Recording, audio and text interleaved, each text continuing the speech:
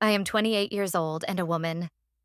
My new husband, Liam, who is 30, sat beside me at the brunch table. The wedding yesterday had been beautiful.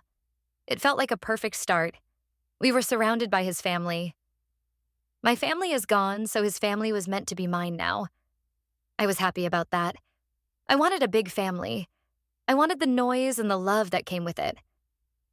My mother-in-law, Eleanor, tapped her glass with a fork. She had a smile on her face that never quite reached her eyes. It was a smile she used for photographs. Everyone went quiet. They all looked at her, waiting. Liam squeezed my hand under the table. I thought it was a gesture of affection. I thought he was just as happy as I was. "I'd like to make a small announcement," Eleanor said. Her voice was smooth and clear. It carried across the patio. "Now that the wedding is complete and Clara is officially part of the family, there is one last piece of business." She turned her gaze to me. The smile tightened. "The prenup is now active." A strange silence fell over the table. It was not a comfortable silence. It was heavy and confusing. I felt a dozen pairs of eyes on me. I looked at Liam. His face was a mask of shock. His mouth was slightly open. He stared at his mother as if he had never seen her before. His hand went limp in mine. My own heart started to beat a little faster. A prenup? We had never discussed a prenup. Liam and I had talked about finances extensively. We believed in being open about money. We had agreed that what was mine was his and what was his was mine. A legal document like that would have been a major conversation. It was a conversation we never had. "What prenup?" I asked. My voice was barely a whisper.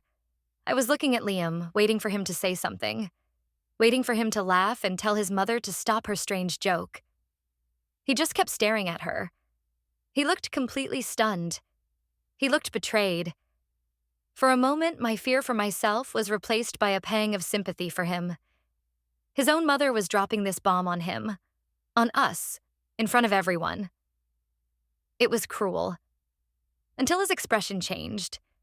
It was a tiny shift, a flicker in his eyes. The shock dissolved. It was replaced by something else. It was resignation. It was a deep, familiar weariness. And in that flicker, I understood. His shock was not about the existence of a prenup. It was about the timing of its announcement. He was not surprised that it existed. He was surprised she had brought it up now, so publicly. My blood ran cold. The hand he had loosened in mine now felt alien. I pulled my own hand away slowly. He did not seem to notice. He finally broke his gaze from his mother and looked at me. He tried to form a smile. It was a weak, pathetic thing. "Clara, we can talk about this later," he murmured. He reached for my hand again. I moved it out of his reach. "Talk about what later, Liam?" I asked. My voice was stronger now. "What is your mother talking about?" Eleanor let out a small, condescending laugh.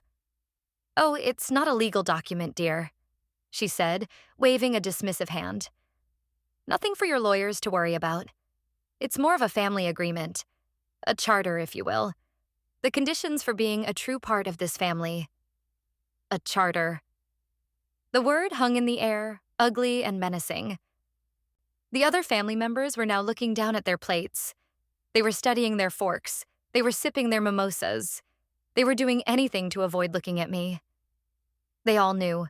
Every single person at this table knew about this charter. I was the only one in the dark.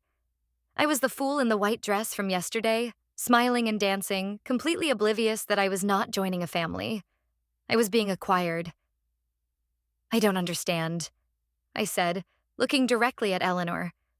I decided to ignore Liam for now. He was a ghost sitting next to me. "What kind of conditions?" "Simple things, dear," she said. Her tone was light, as if she were discussing the weather. "Guidelines to ensure a harmonious family life. For example, you'll need to step down from your job. A wife of a man in Liam's position doesn't work. It reflects poorly on him." I felt the air leave my lungs. My job? I was a senior project manager at a growing tech firm. I loved my job. I had worked incredibly hard to get where I was. It was a part of my identity. Also, she continued, ticking points off on her fingers, you'll provide me with a weekly report of your household spending, just to make sure you're being frugal. We value practicality in this family. And of course, any visits with your old friends will need to be approved by me or Liam first. We need to ensure you're surrounding yourself with the right sort of people now. The humiliation was a physical thing. It was a hot flush that spread from my chest up to my face. She was saying this in front of everyone. In front of Liam's aunts, uncles, and cousins. They were all listening. They were all complicit in this. I turned to Liam. His face was pale. He looked sick. Liam, I said, my voice shaking with a rage I was struggling to contain. Is this true? Did you know about this? Clara, it's not what it sounds like, he said, his voice low and pleading. It's just my mother's way. She's old-fashioned. We can just humor her for a bit. It's not a big deal. Not a big deal. He wanted me to quit my job. He wanted me to ask for permission to see my friends. He wanted me to submit an expense report to his mother like a child. And he thought it was not a big deal. He thought the solution was to humor her. He had made his choice. He was choosing his mother's insane demands over his wife's dignity. That was the moment my heart broke. Not with a loud crack, but with a quiet, sickening tear. The man I had married yesterday was a stranger. Or worse, he was a coward. I stood up from the table. My chair scraped loudly on the stone patio. Every eye was on me now. Excuse me, I said. My voice was cold and steady. I did not look at Eleanor. I did not look at Liam. I looked out at the perfectly manicured garden beyond the patio. I think I need some air. I walked away. I did not run. I walked with my head held high, even though I felt like I was crumbling from the inside out. I could feel their stares on my back. I could hear the whispers start before I even reached the door. I walked into the large, empty house and did not stop until I was in the guest room they had assigned us. I locked the door behind me. I slid down the door until I was sitting on the floor. I did not cry. I was too angry to cry. I was too betrayed. The man I loved had lied to me. He had stood with me yesterday and promised to love and honor me. He had promised to forsake all others. He had not mentioned that his mother was exempt from that promise. He had not mentioned that our marriage came with terms and conditions written by her. The shock was wearing off. It was being replaced by a cold, hard resolve.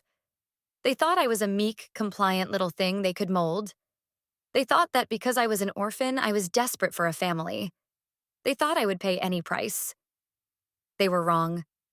Eleanor had started a war at that brunch table. She just did not know it yet. And my husband, my new husband, had shown me which side he was on. I waited for a long time. I heard footsteps in the hallway. I heard a soft knock on the door. Clara. It was Liam. His voice was muffled. Honey, please open the door. Let's talk about this. I did not answer. I sat there in silence, listening to him plead, listening to him make excuses. He said his mother was difficult. He said it was just words on a piece of paper. He said he loved me. His words were hollow. They meant nothing now. Finally, he gave up. I heard his footsteps retreat down the hall. I was alone again. I took a deep breath. I needed a plan. They had underestimated me. They had made a very big mistake. I was not going to humor anyone. I was not going to be managed. And I was certainly not going to hand over my life on a silver platter. The brunch was over. But this was just beginning.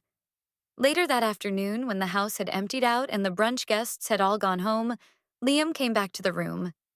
He used a key to unlock the door. I was sitting on the edge of the bed, my small suitcase already packed. I hadn't brought much for the weekend, just enough for the wedding and the brunch. Everything else was at the apartment we were supposed to move into together next week. our apartment. He saw the suitcase and his face fell. "Clara, what are you doing?" he asked. "You're not leaving." "I don't know what I'm doing, Liam," I said, my voice flat. "But I'm not staying in this house tonight." He rushed over and sat next to me on the bed. He took my hands. This time I let him. His hands were cold and clammy. "I am so sorry," he said. "I am so, so sorry about today. My mother, she's impossible. I never thought she would do it like that. In front of everyone." "So you did know," I said. It was not a question. It was a statement. He winced. He looked down at our joined hands. "I knew she had this crazy idea," he admitted. "This family charter thing. She wrote it up a few months ago. I read it. I told her it was insane. I told her you would never agree to it. But you didn't tell me," I said. The coldness in my chest was spreading, turning my veins to ice. "You let me walk into this. You let me marry you, thinking we were partners. You knew this was waiting for me." "I didn't think she was serious," he insisted, his voice rising in desperation. "I thought it was one of her power trips, one of her little fantasies. I thought she'd write it, feel powerful, and then put it in a drawer and forget about it. I swear, Clara, I never believed she would actually try to enforce it." "She seemed pretty serious to me," I replied, and everyone at that table seemed to know all about it. They were all waiting for the show. He had the decency to look ashamed. They've all had to deal with her quirks for years," he mumbled. "They know to just nod and agree and then do whatever they want. It's how we survive her." "So your plan was for me to just lie for the rest of my life?" I asked. "Nod and agree while she dictates my friendships, my career, my entire existence? You married me, knowing that was the price of admission to your family, and you chose not to warn me." "No, that's not it," he said, shaking his head frantically. "I was going to handle her. I was going to protect you from it. I just needed to wait for the right time. After the wedding, after we were settled, I was going to tell her to back off." His words were so weak, so flimsy. He was a 30-year-old man who was still completely under his mother's thumb. He hadn't protected me. He had served me up to her. His shock at the brunch wasn't for me. It was for himself. He was shocked that his mother had blown up his passive, cowardly plan to manage the two women in his life without ever having to take a real stand. "Show it to me," I said. "What?" he asked, confused. "The charter," I said. "This family agreement. I want to read it myself." He hesitated. A flicker of fear crossed his face again. "Clara, it's just a bunch of nonsense. It will only upset you more." "I am already more upset than I have ever been in my life, Liam," I said, my voice dangerously quiet. "You owe me this. Show it to me." He sighed in defeat. He got up, went to his own suitcase, and pulled out a thick, leather-bound folder. It looked official. It looked important. He handed it to me without looking me in the eye. I opened it. The first page was titled, in elaborate calligraphy, "The Montgomery Family Charter." Below that, it said, "A covenant for unity, prosperity, and legacy." It looked like a prop from a historical movie, but the words inside were a modern-day nightmare. I read through the clauses. It was all there, just as Eleanor had said, but in excruciating detail. Clause 4A. The wife shall resign from all professional employment within 30 days of the marital union to devote her full attention to the needs of the husband and the family. Clause 6C. A detailed weekly ledger of all household expenditures must be submitted to the family matriarch, Eleanor, for review and approval.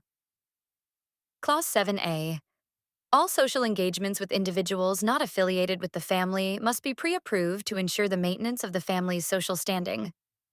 It went on and on. There were rules about my wardrobe. Classic and modest. My hobbies must be home-based and contribute to the family's comfort. and even a schedule for producing an heir. Attempts to conceive the first male heir must begin within the first year of marriage. It was a blueprint for my complete and total erasure. I felt a wave of nausea. This was not the work of an old-fashioned woman. This was the work of a tyrant. This was a document designed to break me. Then I saw it, tucked away in the back under a section titled Asset Management and Family Growth. It was Clause 12B. My parents had passed away when I was in college. They had worked hard and saved diligently. They left me a substantial inheritance, locked away in a trust that I would gain full control of on my 30th birthday. It was my safety net. It was my connection to them. It was mine. Clause 12B read, "In the interest of consolidating family assets for maximum growth and security, the wife shall, within 90 days of the marital union, sign over administrative control of any and all personal trusts and investment portfolios to the designated family asset manager, Eleanor Montgomery." I read it again, and a third time. My breath caught in my throat.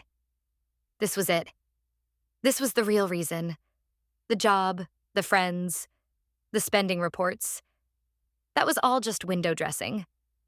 That was the psychological warfare designed to wear me down, to make me feel small and powerless. The real prize was my inheritance. They wanted my money. And then, the final, most chilling part. Clause 12C. Should the wife fail to comply with the terms of this charter, the husband is strongly encouraged to withhold financial support and personal affection.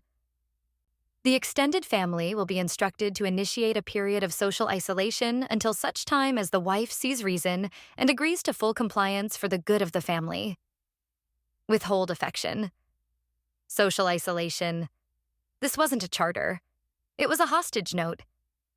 They were telling me that if I didn't give them my money, my own husband would be instructed to stop loving me, and his family would shun me.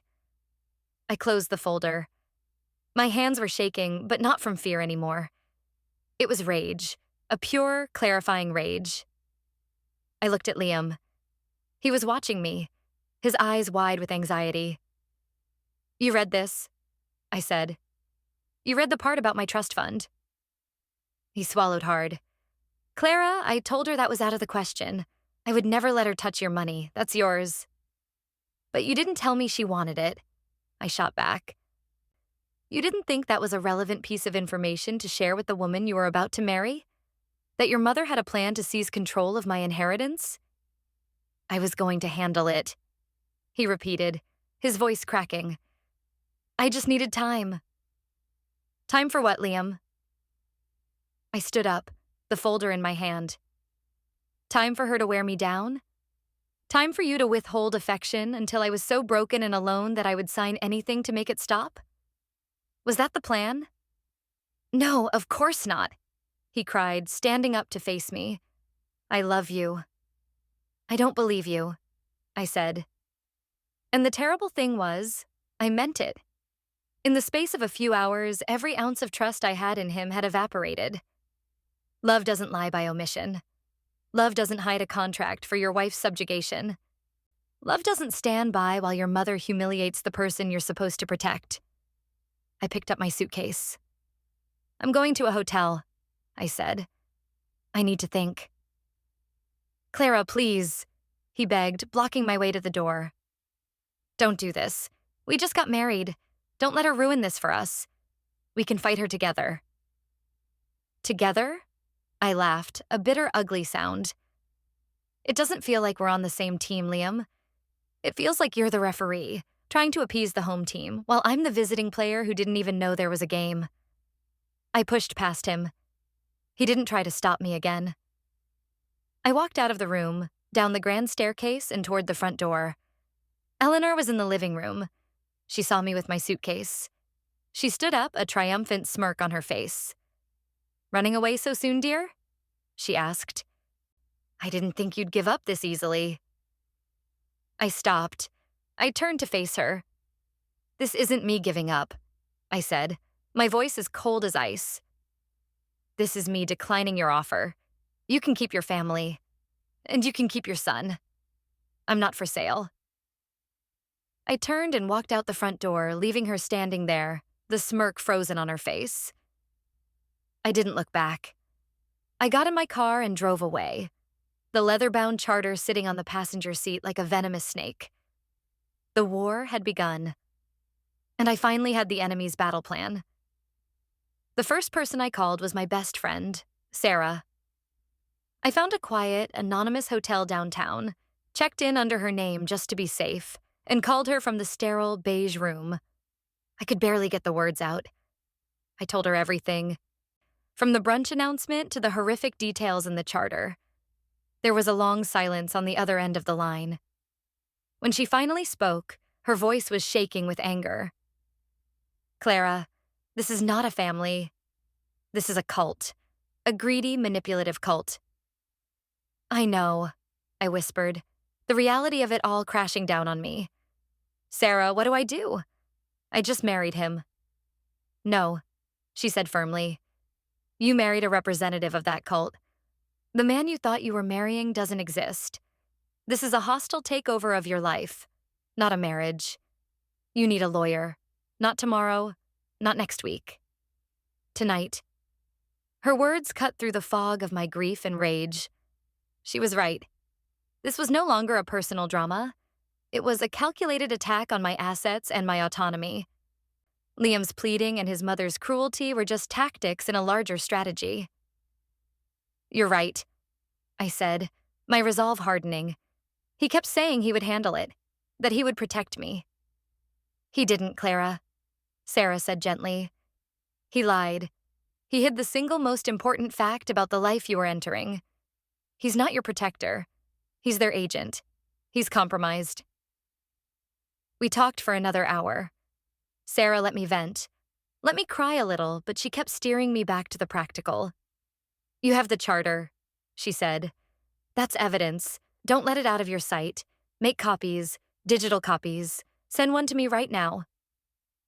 I took pictures of every single page with my phone and emailed them to her and to a new secure email address I created on the spot. A wave of relief washed over me as I hit send. The evidence was safe. "Okay, what now?" I asked. "Now you go radio silent," Sarah advised. "Don't answer his calls. Don't reply to his texts. Let him and his mother wonder what you're doing. They expect you to be emotional and predictable. We are going to be strategic and methodical." She was right again. Eleanor expected me to fall apart. She expected me to come crawling back, desperate for the love and approval they were threatening to withhold. That was their leverage. I had to show them it wouldn't work. The next morning, I met with a lawyer Sarah had found. She was a sharp, no-nonsense woman named Ms. Albright who specialized in high-conflict family law. I sat in her plush office, the leather-bound charter on the table between us, and told her the whole story. She listened patiently, her expression unreadable. When I finished, she picked up the charter and flipped through it. She didn't seem shocked. She seemed interested. "This is quite the document," she said, her voice dry. "It's legally unenforceable, of course. A court would laugh this out of the room. It reads like a manifesto for a tin-pot dictator." "So I can just ignore it?" I asked, feeling a sliver of hope. "You can, but they won't," she countered. "This isn't about the law, Clara. It's about psychological coercion. They've created a system of punishment and reward to bend you to their will. The charter is just the rule book for the game. The real threat is the emotional and social pressure they intend to apply, with your husband as the primary enforcer." That chilled me to the bone. She had perfectly articulated the trap I had almost walked into. "The clause about your inheritance is the key," Ms. Albright continued, tapping the page with her pen. "This is the motive. The rest is just the means to an end. They want your money. The question is, why do they want it so badly?" It was a question I hadn't let myself fully consider. I had assumed it was simple greed. But Ms. Albright's tone suggested something more. "People who go to these lengths," she explained, "who create such elaborate sociopathic schemes are often driven by more than just greed. They're driven by desperation. I think it would be wise to find out what's really going on with the Montgomery family finances." A new path forward began to form in my mind. Sarah was right. I couldn't be emotional. I had to be methodical. What do you suggest? I asked. For now, we play their game, but by our rules, she said. Liam is going to be desperate to get you back under his control. He's going to promise you the world. He'll say he'll stand up to his mother. He'll say it was all a misunderstanding. He's already tried, I said. I'm not answering his calls. Good, she said with a nod. But you will eventually. And when you do, you're not going to be angry or accusatory. You're going to be hurt, confused, and willing to try. I recoiled at the thought. Pretend? After what they did? Yes, she said firmly. You are going to tell him that you overreacted, that you are shocked, but you love him and you want to make this work. You are going to agree to try to follow the charter. I stared at her, horrified. Why would I ever do that? Because you need to get back inside, she explained patiently. Right now, you're on the outside. They're locked down. If you go back, if you seem compliant, they will relax. They will think their plan is working. And that's when you'll be in a position to gather the information we need. Information about their finances. Information about why they are so desperate for your trust fund. It was a terrifying idea. To walk back into that house, to pretend to be the broken, docile wife they wanted me to be. To smile at Eleanor. To let Liam hold my hand. But the cold logic of it was undeniable. To fight them, I needed to know what I was fighting against. So I agreed. I left Ms. Albright's office with a clear, albeit chilling, mission. Play the part of the defeated wife. That evening, I finally answered one of Liam's dozens of frantic calls. Clara, oh, thank God.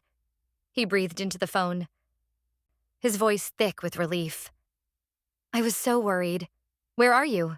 Are you okay? I took a deep breath and summoned the best performance of my life.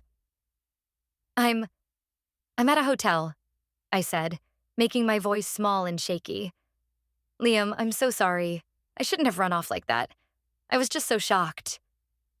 No, I'm the one who's sorry, he said quickly. I should have warned you. I was a coward. Can I please come see you?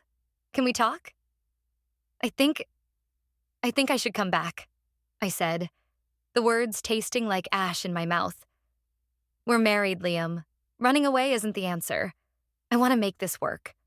I love you. The relief in his voice was so profound it made me sick. Oh, Clara, I love you too, so much.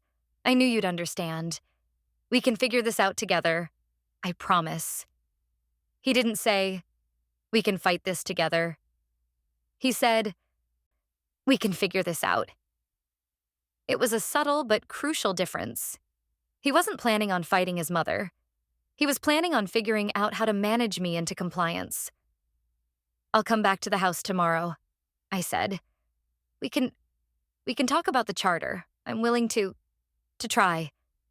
For us. That's all I ask, he said, his voice bright and happy now. Just try. You'll see, it's not so bad. We'll make it work. I hung up the phone. My hand was trembling. I felt disgusted with myself, with the lies I had just told. But I also felt a flicker of dark satisfaction. He believed me. The trap was set. Now I just had to walk back into the lion's den and wait for my chance to pull the strings. The next day, I moved my things into the apartment Liam and I had rented. He had wanted me to come back to his parents' house, but I insisted we start our married life in our own home, as planned. It was a small act of resistance, a way to establish a tiny piece of territory that wasn't under Eleanor's direct control. Liam, eager to placate me, agreed immediately. He was a different person from the pleading man on the phone. He was cheerful, attentive, and overflowing with relief.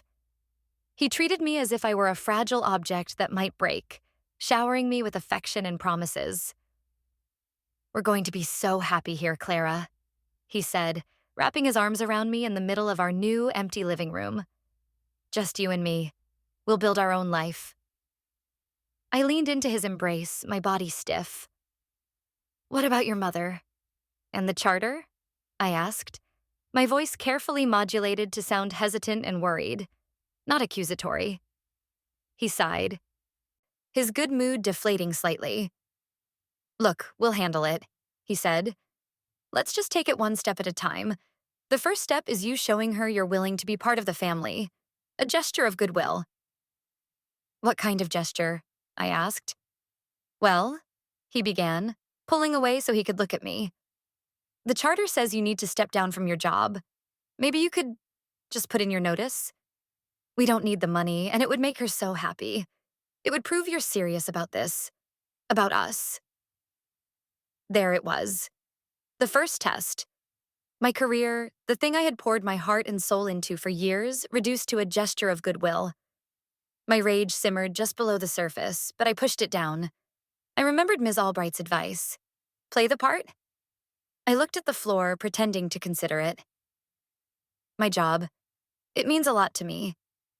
Liam, I know it does, he said, his tone softening into a gentle, persuasive purr. And you're brilliant at it. But think of it as a new chapter.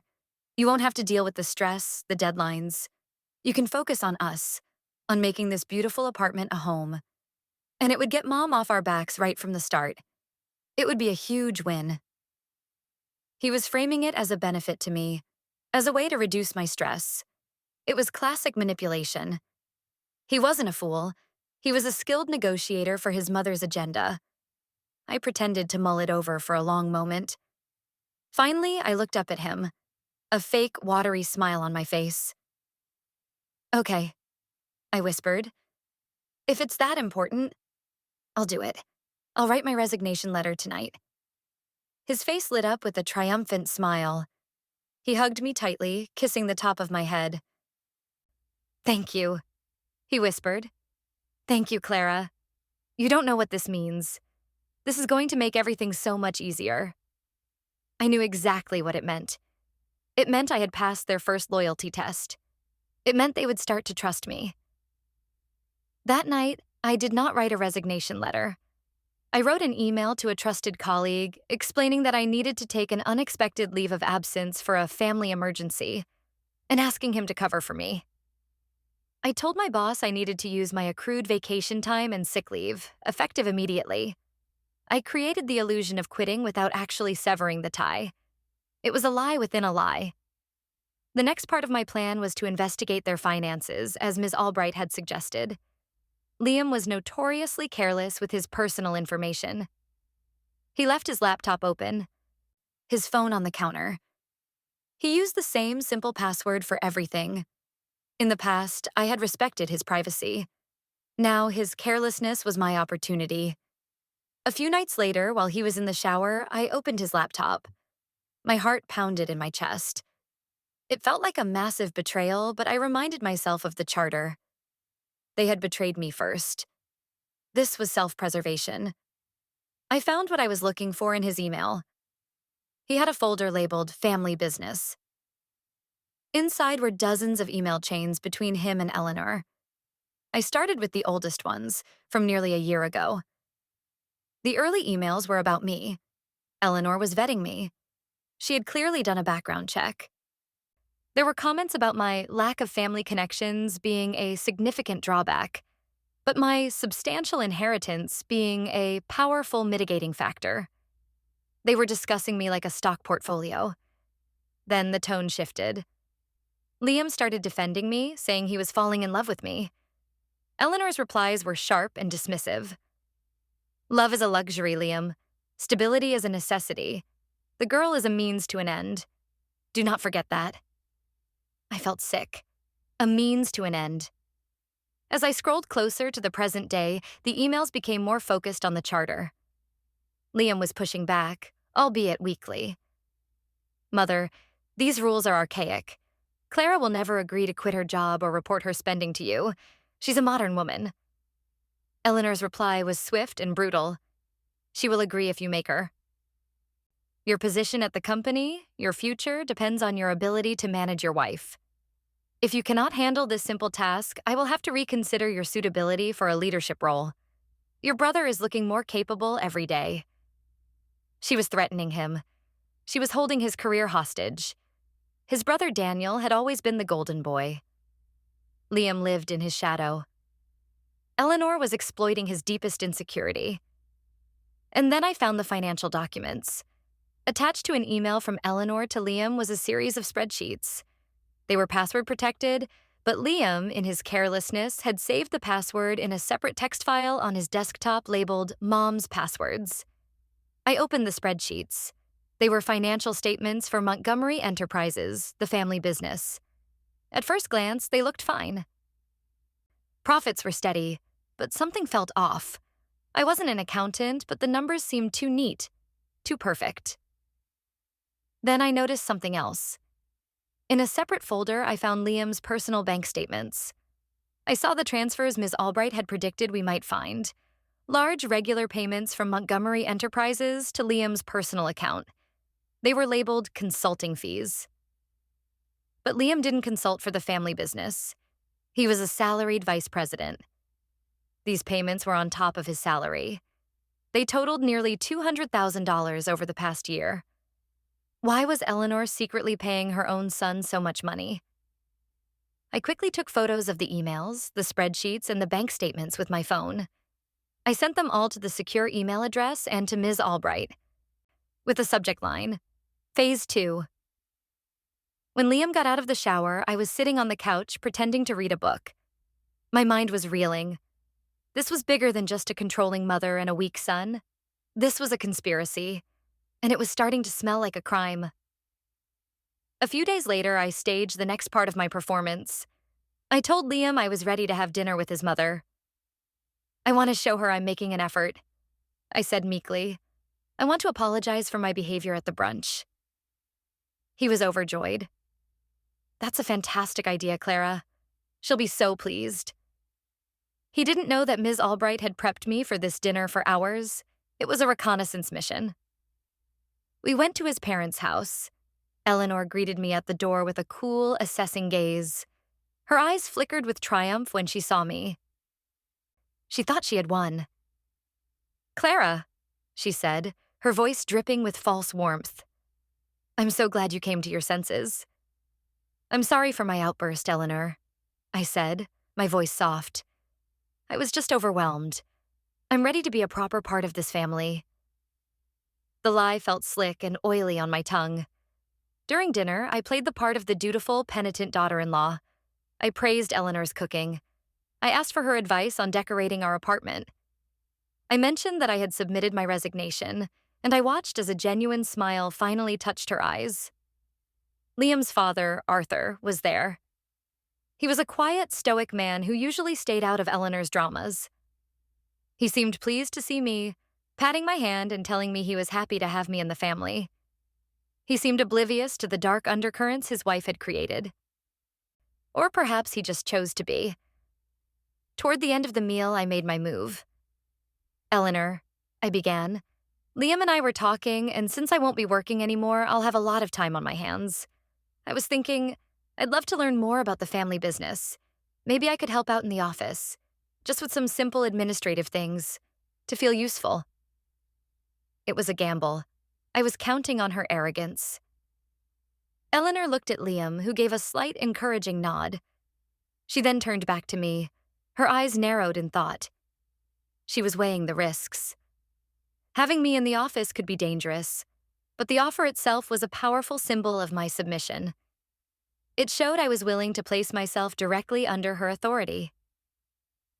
Well, she said slowly, I suppose we could find something for you to do. It would be good for you to understand how this family's legacy was built. I had done it. I was in. Liam beamed at me across the table. He thought this was me, Clara, trying to please his mother. He had no idea this was Ms. Albright's strategy in action. He thought he was managing me, but he was the one being played. By his mother, and now by me. The house of cards they had built was starting to look very fragile indeed, and I was about to get a front row seat to its collapse. My first day, helping out at Montgomery Enterprises, felt like stepping into a different world. The office was opulent and old-fashioned, all dark wood and brass fixtures. It was designed to project an image of old money and unshakable stability. But beneath the surface, I could feel a current of anxiety. People spoke in hushed tones. The smiles they gave me were strained. Eleanor set me up at a small, isolated desk in the corner of the main office floor, far from her own grand suite. My job, she explained, was to organize old client files and digitize them. It was tedious, mind-numbing work. It was designed to bore me, to remind me of my lowly position. She wanted me to be seen but not heard, a decorative wife doing her penance. She had no idea she had just given me the keys to the kingdom. For the first week, I did exactly as I was told. I scanned thousands of pages of old contracts and correspondence. I was pleasant and quiet. I brought coffee for Eleanor's assistant. I made myself invisible. All the while, I was watching. I was listening. I learned the office rhythms. I learned who was in Eleanor's inner circle and who was on the outs. I noticed that the company's CFO, a man named Mr. Harris, seemed perpetually stressed. He would walk out of meetings with Eleanor looking pale and agitated. During my lunch breaks, I didn't go out. I ate a sandwich at my desk and used the time to carefully explore the company's server. Most of the important financial folders were locked, but Eleanor's new project of digitizing old files meant that many documents were being temporarily moved to less secure folders for scanning. It was a security loophole created by her own hubris. I started finding inconsistencies. Invoices that didn't match purchase orders. Consulting fees paid to shell companies I had never heard of. Travel expenses for trips that, according to the company calendar, never happened. It was a trail of breadcrumbs, and every crumb led back to Eleanor. Meanwhile, Ms. Albright had put the information I'd already sent her to good use. She had hired a forensic accountant, a quiet genius named David, to analyze the spreadsheets and bank statements I had photographed. I met with Ms. Albright and David in a secret meeting one evening. David spread his printouts on the table. "The company is in serious trouble," he said, his voice calm and direct. "The official reports your husband had are pure fiction. I've cross-referenced what you've sent me with publicly available data. Montgomery Enterprises is leveraged to the hilt. They have massive debts coming due, and their revenue has been declining for 3 years." "So they're close to bankruptcy?" I asked. "They're already insolvent," David corrected. "They're just moving money around to hide it. It's a classic Ponzi scheme on a small scale. They're using new loans to pay off old ones, but the house of cards is about to fall. Based on my projections, they have 6 months, maybe less, before it all collapses." The pieces clicked into place. Eleanor's desperation, the charter, the obsession with my inheritance. "My trust fund," I said out loud. "It's not just for their family growth. It's a bailout. They need it to stay afloat." "Precisely," Ms. Albright said. "And the consulting fees to Liam? That's not just a bribe. That's fraud. Your mother-in-law has been siphoning funds from a failing company and funneling them to her son. If the company goes under and the creditors start digging, they could both face criminal charges. Liam, he wasn't just a coward. He was a co-conspirator. He was actively participating in his mother's fraud. He knew the company was sinking. He knew this was all a desperate cash grab. His entire act, the shock, the apologies, the promises to handle his mother, it was all a lie to lure me and my money into their sinking ship. A cold, hard anger settled deep in my bones. It was so much worse than I had imagined. My marriage was not just a mistake. It was a sham, an instrument of a criminal enterprise. "What's more," David said, pointing to another set of documents I had managed to scan from the archives. "I've found a pattern of unusual payments to a private real estate holding company. It's a ghost corporation, registered in another state. Eleanor seems to be the only signatory. She's been diverting significant sums of money there for years." "What for?" I asked. "I don't know yet," David admitted. "It could be a personal slush fund, a way to hide assets from creditors before the company goes down, or it could be something else entirely. I've hired a private investigator to look into the holding company and see where the money is going." A private investigator. The scope of this was escalating far beyond a simple divorce. We were now uncovering a complex web of financial crimes. I went home that night feeling numb. Liam was there, watching TV. He smiled when I came in. "How was your day at the office, honey?" he asked, as if I were a real employee and not a spy in his mother's fortress. "It was fine," I said, my voice hollow. "Just a lot of filing." "See? It's not so bad," he said cheerfully. "And Mom is really pleased with you. She told me you're a model daughter-in-law." I looked at him, at his handsome, smiling face. The face I had fallen in love with. But I didn't see him anymore. I saw a criminal.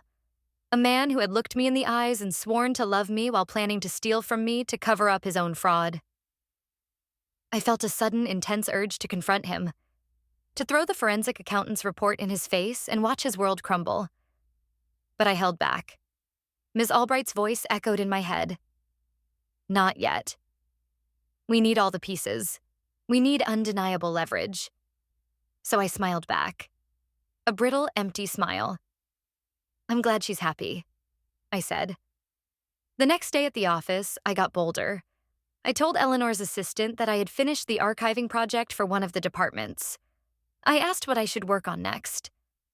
The assistant, flustered and overworked, pointed to a stack of boxes in the corner. "Mr. Harris was supposed to deal with those. But he's been swamped. They're expense reports from the executive team for the last 5 years. They need to be shredded, but they have to be logged first. You can do that." It was a jackpot. For the next week, I sat at my desk, meticulously logging and then shredding piles of paper. But I wasn't shredding everything. I was using a small, portable scanner I had bought and hidden in my bag. I scanned every single one of Eleanor's and Liam's expense reports. Every lavish dinner, every 5-star hotel, every business trip that looked more like a vacation. All charged to a company that was secretly drowning in debt. I was building my arsenal, one scanned receipt at a time. The private investigator, a former police detective named Frank, came back with his findings a couple of weeks later. He had traced the ghost corporation and the money Eleanor was siphoning into it. "It's not a slush fund for her," Frank said, his voice gravelly over the phone. I was talking to him and Ms. Albright on a conference call from the privacy of my car. "The money is being used to pay the mortgage and expenses on a rather nice suburban house across the state." "Whose house?" Ms. Albright asked. "It's registered to a woman named Catherine Dubois," Frank said. "She's 45, has a 17-year-old son, and according to my sources, she's been Arthur Montgomery's mistress for the last 20 years. I gasped. Arthur? Liam's quiet, unassuming father? The man who seemed so decent? "Are you sure?" Ms. Albright pressed. "Positive," Frank confirmed. "The son's birth certificate lists Arthur Montgomery as the father. Eleanor isn't just hiding assets from creditors. She knows about her husband's secret family. She's been paying them off for years to keep them quiet, using company money to do it." This changed everything. Eleanor's power over her husband wasn't just her domineering personality. It was blackmail. She was holding this secret over his head. It explained why he was so passive, why he let her run roughshod over the entire family and the business. He was trapped. And Eleanor's desperation to get my inheritance took on a new dimension. She wasn't just trying to save the company. She was trying to maintain the slush fund she used to control her husband. My money was meant to replace the company funds she could no longer safely siphon. I suddenly felt a strange, twisted sort of pity for Arthur. He was as much a victim of Eleanor's schemes as I was, but my pity didn't last long. He had made his choices. He had lived a lie for 20 years, allowing his wife to become a monster, propped up by his secrets. "So Eleanor controls Arthur through blackmail?" I said, thinking out loud. "She controls Liam by threatening his career and using his jealousy of his brother. And she thought she could control me by using Liam to break my spirit." "It's a fortress of manipulation," Ms. Albright agreed. "But we've just found the fault lines. We know the business is a fraud. We know Liam is complicit. And now we know the deep, dark secret that holds the whole rotten structure together." What do we do now? I asked. My heart was hammering. We had everything. Now, Ms. Albright said, a hint of steel in her voice. We let them walk a little further into the trap. Eleanor thinks you are a solved problem. She thinks the trust fund is within her grasp. We are going to let her ask for it. And when she does, you will be ready. The call came a week later. It was Eleanor. Clara, dear, she said, her voice smooth as silk. It has been 90 days since the wedding. I think it's time we had that meeting about consolidating your assets. I've already drawn up the paperwork for the trust transfer. It's very straightforward. Let's meet tomorrow, just you and I. The moment had arrived. The final piece of their plan was being put into motion. Of course, Eleanor, I said, my voice a perfect imitation of compliance. Tomorrow sounds wonderful. I hung up the phone. The performance was almost over. The curtain was about to rise on the final act. And I was no longer the damsel in distress. I was the director of the entire production. The night before my meeting with Eleanor, Liam was in an unusually good mood. He came home with a bouquet of my favorite flowers and a bottle of expensive champagne. What's this for? I asked, trying to sound pleased as I arranged the flowers in a vase. To us, he said, beaming. To our future. Things are finally falling into place. I knew what he meant. He thought the final hurdle, securing my trust fund, was about to be cleared.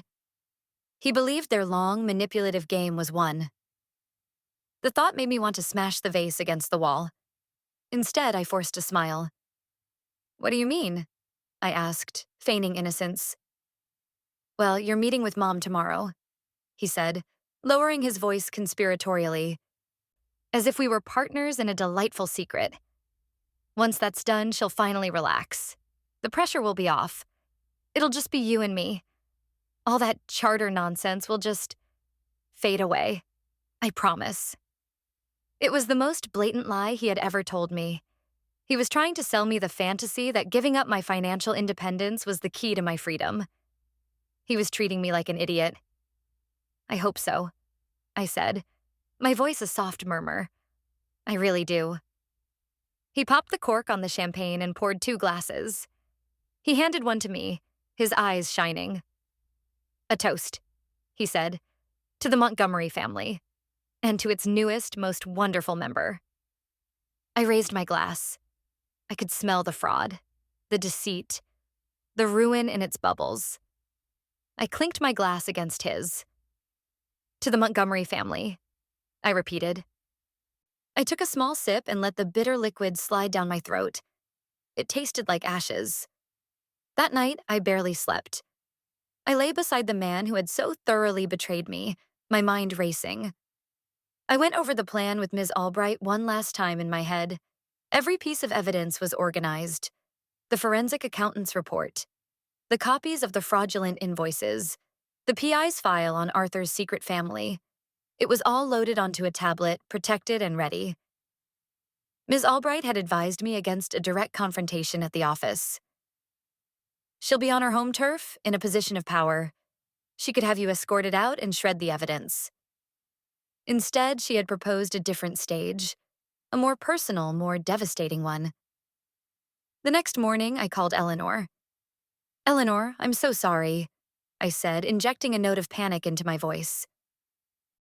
Something has come up and I can't make it to the office today. But the paperwork? I don't want to delay. Could we possibly meet tonight instead? At the house? I can come over for dinner. There was a pause. I could hear her calculating. A dinner at her home would be even better for her. It was a domestic setting, reinforcing the family roles she was so desperate to enforce. Yes, of course, dear, she finally said. That would be lovely. We'll have a quiet family dinner. Just us. You, Liam, and his father. Perfect. The entire audience would be present for the final performance. I spent the day in a state of suspended animation. I felt strangely calm. The anger and the hurt were still there, but they had been forged into a cold, sharp instrument. I was no longer a victim reacting to their attacks. I was a strategist about to execute a meticulously planned counteroffensive. When Liam came home, I told him about the change of plans. He was thrilled. A family dinner. See? I told you things were getting better. This is perfect. We drove to his parents' house. I carried a large tote bag. Just some papers from the office I need to finish, I explained when he asked about it. Inside was the tablet, a portable printer, and several copies of a summary document Ms. Albright and I had prepared. The dinner was surreal. Eleanor was radiant, playing the part of the gracious matriarch who had successfully brought a wayward daughter-in-law into the fold. Arthur was his usual quiet self, smiling benignly. Liam was attentive and charming, acting the proud husband. They were all performing their roles in a fiction I was about to burn to the ground. I played my own part one last time. I was demure, agreeable, and full of praise for Eleanor. I allowed her to lecture me on the proper way to manage a household. I nodded and smiled. I let her think she had absolute power over me. Finally, after the dessert plates were cleared, Eleanor clapped her hands together lightly. "Well," she said with a bright, predatory smile. "Shall we get down to business, Clara? The papers for the trust." She looked at Liam and Arthur. "Clara is making a wonderful contribution to the family's financial health. A very wise decision." Liam beamed with pride. Arthur nodded in approval, completely oblivious to the fact that my contribution was meant to fund his wife's blackmail of him. This was it. The moment of truth. I took a deep breath. "Actually, Eleanor," I said, my voice clear and steady, cutting through the cozy atmosphere. "Before we get to my paperwork, I have some paperwork for you." I reached into my tote bag and pulled out the tablet. The change in the room was instantaneous. Eleanor's smile faltered. Liam's expression clouded with confusion. "What is this, Clara?" Eleanor asked, her tone sharpening. "I told you I was learning about the family business," I said, turning on the tablet. "And I've learned so much. I was hoping you could clarify a few things for me." I turned the tablet to face her. The screen showed the front page of the forensic accountant's report titled, "An Analysis of Financial Irregularities and Suspected Fraud at Montgomery Enterprises." Eleanor's face went white. Liam shot up from his chair. "Clara, what the hell is this?" he demanded. "It's a report, Liam," I said, not taking my eyes off Eleanor. "About the company's real financial situation. Not the fantasy version you have in your emails. The real one. The one where the company is insolvent." "This is ridiculous, slander," Eleanor hissed, her voice a venomous whisper. She glanced nervously at Arthur, who was now looking from the tablet to his wife with a deep frown. "Is it?" I asked calmly. I swiped the screen. A list of the fraudulent consulting fees paid to Liam appeared. "Perhaps you could explain these payments to your husband, Liam. What exactly were you consulting on?" Liam stared at the screen, his mouth opening and closing like a fish. He looked at his mother, his eyes wide with panic. He was looking for a lifeline, but she was sinking right alongside him. "And Eleanor," I continued, my voice dropping. "I also found the payments to that little real estate holding company, the one you used to pay the mortgage on a certain house in Gates Mill." I saw a flicker of sheer terror in her eyes. She knew. She knew that I knew everything. Arthur, who had been silent until now, spoke up. His voice was low and dangerous. "Eleanor, what is she talking about? What house in Gates Mill?" "She's lying, Arthur," Eleanor shrieked, her composure completely shattering. "This girl is a viper, a gold digger trying to tear our family apart." "Am I?" I said. I swiped the screen one last time. It showed a photo of the house and a copy of the deed with Catherine Dubois' name on it. And next to it, a scanned copy of a birth certificate for a boy named Thomas Dubois. Father, Arthur Montgomery. A choked sound came from Arthur's throat. He stared at the screen, his face ashen. The secret he had carried for 2 decades was laid bare on a tablet screen at his own dinner table.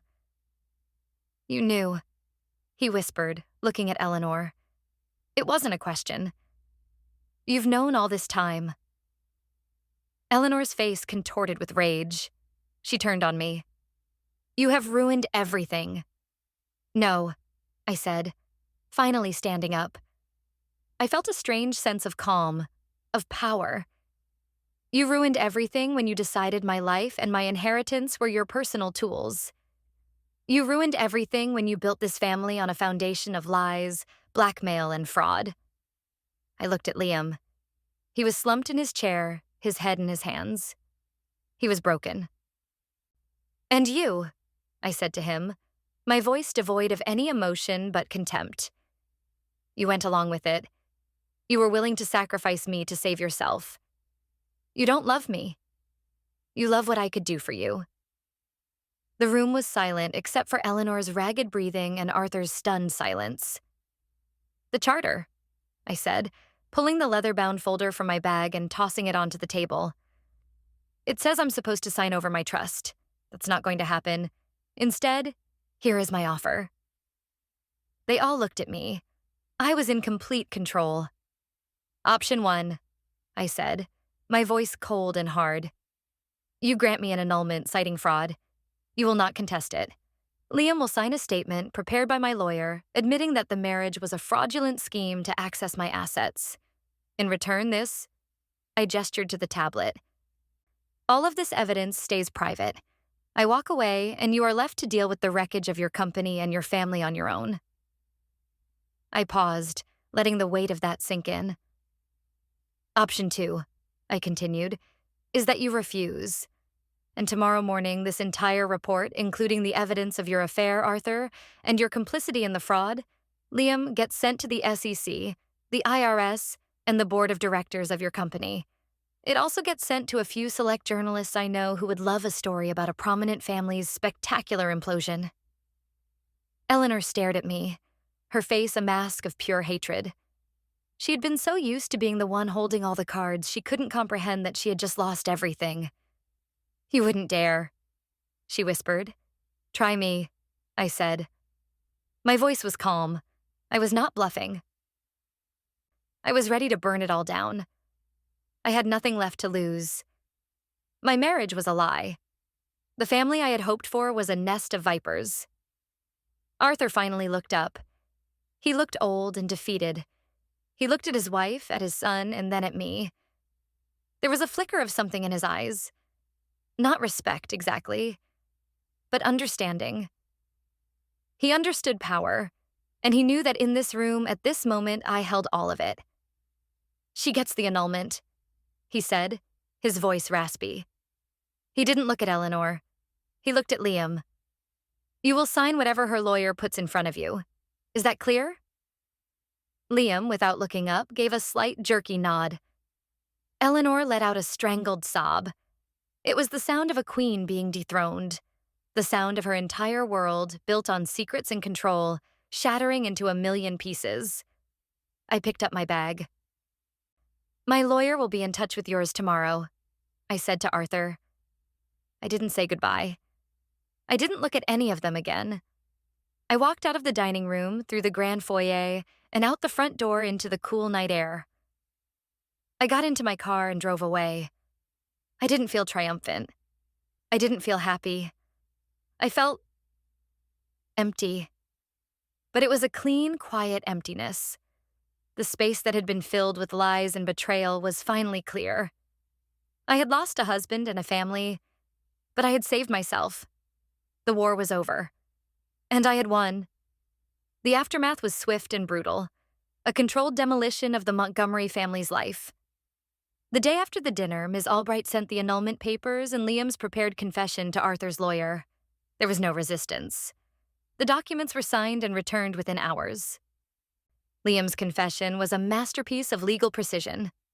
It stated that he had entered into the marriage under false pretenses, with the express purpose of manipulating me into surrendering my personal assets to his family to resolve a secret financial crisis. It was a humiliating, career-ending, and reputation-destroying document. It was also my insurance policy.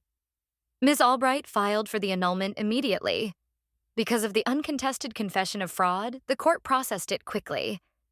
In the eyes of the law, my marriage to Liam Montgomery had never truly existed. It was a phantom, a legal fiction built on a criminal conspiracy. The relief was immense.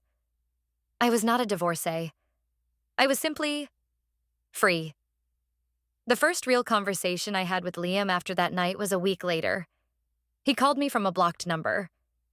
I almost didn't answer, but some morbid curiosity made me pick up. "Clara?" he said. His voice was a wreck. It was hoarse and broken. "What do you want, Liam?" I asked. My voice was flat, devoid of the anger that had fueled me for weeks. There was nothing left but a cold, vast distance between us. I needed to say I'm sorry," he choked out. "You were right. About everything. I was a coward. I was so afraid of her, of losing my place, of being a failure. I let it twist me into something ugly." "Yes, you did," I said. There was nothing else to say to that. It was the truth. She controlled all of us. He went on, a desperate, self-pitying note creeping into his voice. "My father, me, we were all just puppets. I thought if I could just get your money for her, she would finally get off my back. Maybe even respect me." "You thought stealing from your wife would earn you respect?" I asked. The question hung in the air between us, stark and damning. He started to sob then, wet, gasping sounds. "I loved you, Clara. I really did. In my own messed up way, I loved you." "Your love feels a lot like theft, Liam," I said quietly. "Goodbye." I hung up before he could say another word. I blocked the number. That was the end of us. I needed it to be. His apology was not for me. It was for himself.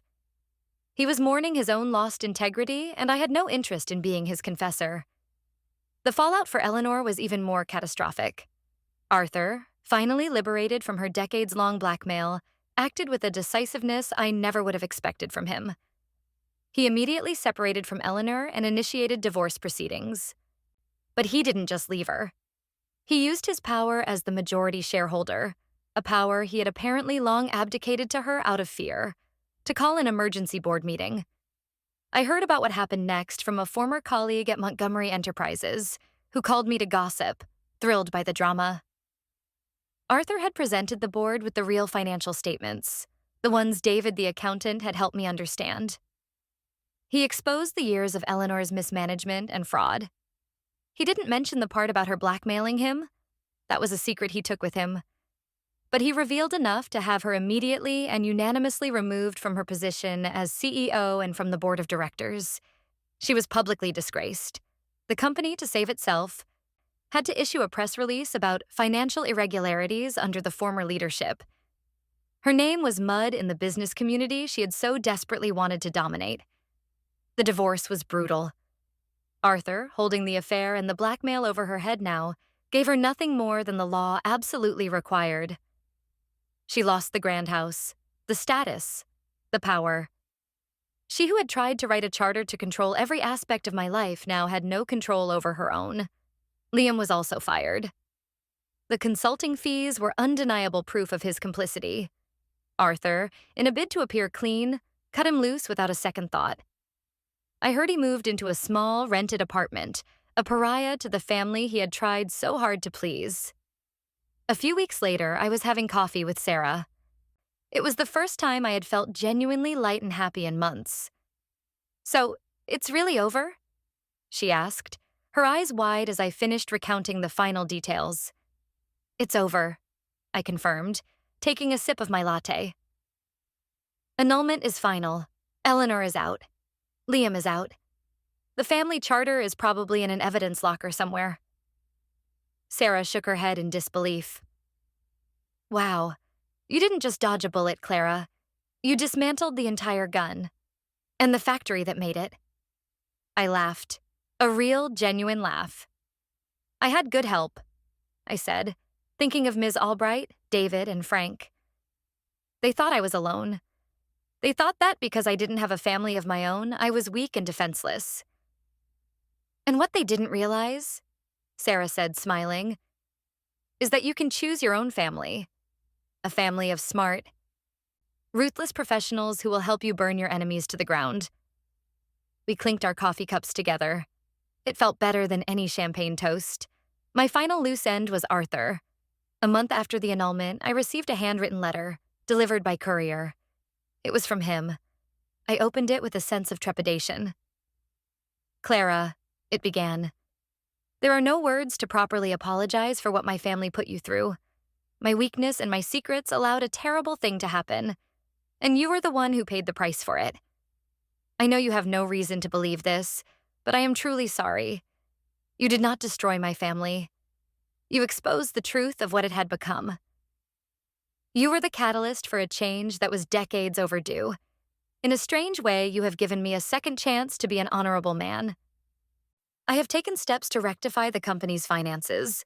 It will be a long and difficult road, but I intend to make all our creditors whole. As part of that, I have dissolved the holding company Eleanor used and recovered the funds. The house in Gates Mill has been sold. I have spoken to Catherine and my son, Thomas. It is a complicated and painful situation, but for the first time, it is an honest one. I have enclosed a check. It is not an attempt to buy your forgiveness, as I know that is not for sale. Consider it reparations. For the pain, the betrayal, and the time you lost, it is a fraction of what you are owed. I wish you nothing but peace and happiness. You deserve it. Sincerely, Arthur Montgomery. Inside the envelope was a cashier's check. The amount was staggering. It was more money than I had ever seen. I realized with a jolt the exact amount of the fraudulent consulting fees Eleanor had paid to Liam. It was their stolen money, returned to me. I sat with the letter and the check for a long time. I thought about cashing it. I thought about tearing it up. It felt like blood money, the profits of their dysfunction. But then I thought about what it represented. It was not a gift. It was a debt being paid. It was an acknowledgement of the wrong that had been done to me. I decided to accept it, but not for myself. The next day, I contacted a charity my parents had always supported, one that provided legal aid and support for women leaving abusive situations. I donated the entire amount in my parents' name. The money that was meant to be the instrument of my subjugation would now be the instrument of another woman's freedom. It felt like the only right thing to do. It felt like closing the circle. I never heard from any of the Montgomerys again. Their world had shrunk, and mine had opened up. I went back to my job, where my boss and colleagues welcomed me with open arms, no questions asked. I started rebuilding my life, not on the ashes of my past, but on the solid ground of my own strength. Sometimes, late at night, I would think about that moment at the brunch table. The shock, the humiliation, the cold dread. It felt like a lifetime ago. Eleanor had looked at me that day and seen a target. Liam had looked at me and seen a solution to his problems. They both thought my kindness was weakness. They thought my desire for a family made me desperate. They never imagined that the person they were trying to break was unbreakable. They never understood that true strength isn't about controlling others. It's about refusing to be controlled. They had tried to write the story of my life for me, a story of submission and surrender. But I had taken the pen back, and I had written my own ending, an ending where I was the one who walked away, whole and free.